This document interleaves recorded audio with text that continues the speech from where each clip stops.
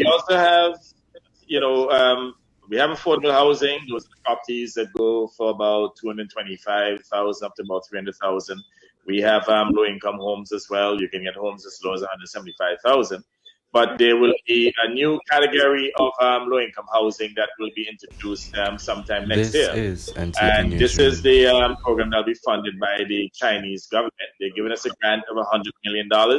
So those proceeds will be utilized to construct housing within Booby Alley, I believe Bolan's, Jennings, Barbuda. This And we is expect to NTP have, Newsroom.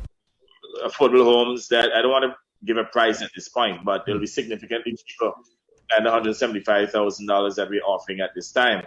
And of course, we'll have the rent to own option and so on. And by the way, this is something that I announced years ago.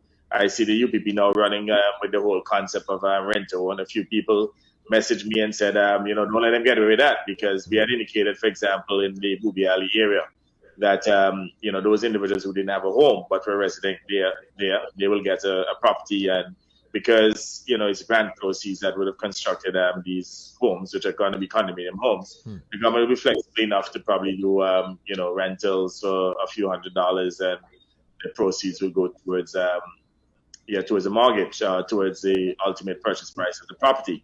And those who would have had their homes before, clearly they'll get a swap unit for unit.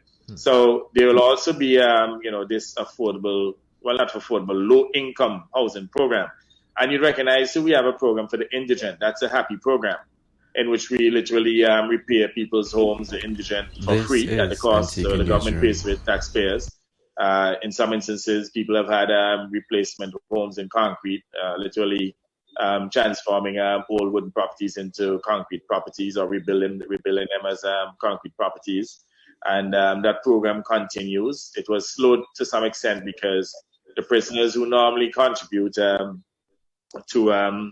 this program, the labor to this program, as you know, we had an outbreak in the prison, and my understanding now is that they're all fully vaccinated, the individuals who work in the Happy Crew.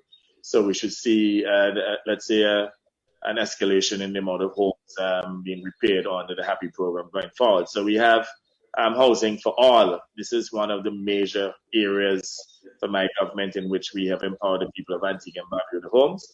And within the next, I'd say 15 months, we hope to probably build at least another 1,000 homes. And one of the things that we're doing, we're offering land to developers, including contractors, at about $3 a square foot. I mean, large tracts of land, 5 acres, 10 acres, so that they can build homes. We want to accelerate home ownership within this country. I would have announced this on numerous occasions. I have to tell you the take-up is not as strong as we'd like. So there are these programs in place, and the contractors will also get duty-free concessions on the importation of all the building material, fixtures, fittings, etc. So there's a strong concession regime in place to support, these housing developments.